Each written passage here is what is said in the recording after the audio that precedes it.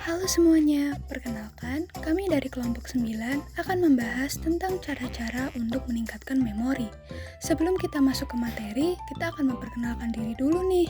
Pertama, anggota kami ada saya, Almadea Dwi Maharani, Theodora Prasa Santika Kinasih, Ayu Fitriatunisa, Salsabila Eka Ranansyah, dan yang terakhir ada Ezra Sakabani Husodo.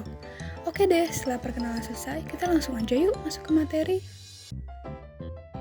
Sebelum membahas tentang cara meningkatkan memori, ada baiknya kita membahas terlebih dahulu tentang pengertian memori dan pembagian memori secara psikologis.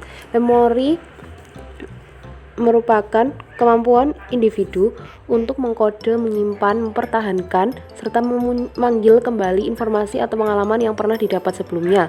Secara psikologis, memori dibedakan menjadi 3, yaitu yang pertama adalah memori sensori, yaitu pencatatan informasi atau stimuli yang masuk melalui panca indera, seperti informasi visual yang masuk melalui mata dan lain sebagainya.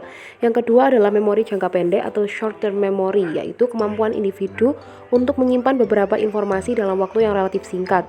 Contohnya, mengingat nomor telepon, lokasi, warna yang kita lihat pada saat itu juga. Yang ketiga adalah memori jangka panjang, long term memory, yaitu kemampuan individu untuk menyimpan informasi dalam skala yang lebih luas dan dalam waktu yang relatif lama. Contohnya, mengingat peristiwa masa kecil, mengingat tentang pengetahuan umum, dan lain sebagainya. Ada 3 tahap yang terjadi dalam proses mengingat informasi. Yang pertama adalah belajar atau learning, yang merupakan proses mengingat berupa encoding, penyandian, atau mencatat informasi. Pencatatan informasi dilakukan melalui reseptor indera dan sirkuit saraf internal. Yang kedua adalah retensi atau retention, yaitu proses mengingat untuk menyimpan informasi atau storage yang telah diperoleh. Proses inilah yang menentukan berapa lama informasi itu berada beserta kita, dalam bentuk apa, dan di mana. Penyimpanan ini bisa terjadi secara aktif maupun pasif.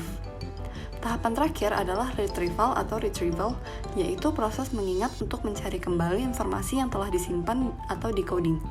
Hipokampus dan korteks mempunyai peran penting dalam proses pengingatan informasi yang telah disimpan. Selanjutnya, cara meningkatkan memori. Memori atau daya ingat dapat ditingkatkan dengan berbagai cara, diantaranya meaningful interpretation. Psikolog kognitif menyatakan kita cenderung mengingat dan menyimpan informasi yang bermakna bagi kita dibanding dengan simbol dan struktur yang acak. Interpretasi bermakna juga dapat meningkatkan penyimpanan pengetahuan dan telah banyak digunakan secara luas oleh pendidik dari berbagai macam bidang. Misal, hafalan meneliti pemahaman siswa mengenai biologi menjadi 2 orientasi, pembelajaran bermakna atau pembelajaran hafalan. Hasilnya, pemahaman siswa tentang topik biologi diprediksi oleh siswa orientasi baca bermakna. Cangking dalam psikologi kognitif merujuk kepada proses konfigurasi dari unit yang kecil dan mengelompokkan mereka ke unit yang lebih besar dan bermakna. Ini merupakan strategi mengingat yang efektif untuk meningkatkan short term memory dan long term memory. Contoh, dalam angka 12 10 20 21 17 08 45 01 01 2022 dapat diberi makna tanggal video dipublikasi, tanggal kemerdekaan Indonesia, dan tahun baru 2022. Terakhir, akronim mnemonik, yaitu meningkat daftar kata-kata yang hendak dihafalkan dengan cara daftar kata tersebut dibentuk atas dasar huruf pertama dalam sebuah frasa atau kelompok kata. Seperti satuan ukuran meter menjadi Ki Haji Damar makan daging campur mie, atau dapat diberi makna kilometer, hektometer, dekameter, meter, desimeter, sentimeter, milimeter. Akronim biasanya digunakan untuk mengingat daftar dan mengingat ejaan yang tepat. Menggunakan mnemonik dapat digunakan secara mandiri jika sudah memiliki pengalaman penggunaannya. Terdapat beberapa cara lain yang dapat kita terapkan untuk meningkatkan daya ingat. Yang pertama adalah tidur yang cukup. Sejumlah penelitian memperlihatkan bahwa ketika tidur, sebenarnya kita telah merekam dan mengarsipkan hal-hal yang telah kita pelajari sepanjang hari. Pola proses yang kita lakukan dalam penerapan metode ini adalah belajar, mengulangi secara singkat materi yang sudah dipelajari sebelum tidur, lalu mengulangi sekali lagi secara singkat pelajaran sebelumnya. Cara yang kedua yaitu menciptakan alat bantu ingat sendiri seperti bullet journal, planner, reminder, flashcard, dan lain-lain. Yang ketiga, mengambil waktu jeda dan istirahat. Kita perlu mengambil jeda atau rehat setidaknya setiap 30 menit dengan waktu kurang lebih 2 hingga 5 menit untuk menjaga pikiran agar tetap segar dan dapat menyerap informasi dengan baik sehingga informasi tersebut dapat tersimpan dalam jangka waktu yang lama. Yang keempat adalah mengulangi selama dan sesudah belajar. Kita pikirkan apa yang baru saja kita pelajari dan ulangi pelajaran tersebut dengan kata-kata kita sendiri.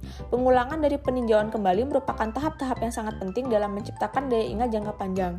Itulah sebabnya mengapa kita mendapati bahwa banyak hal yang penting diulang-ulang dalam berbagai cara. Cara selanjutnya untuk meningkatkan memori. Menerapkan metode pembelajaran memori, pola atau desain pembelajaran yang menggunakan memori untuk meningkatkan pemahaman dengan strategi membangun hubungan objek yang dipelajari serta hubungan konseptualnya.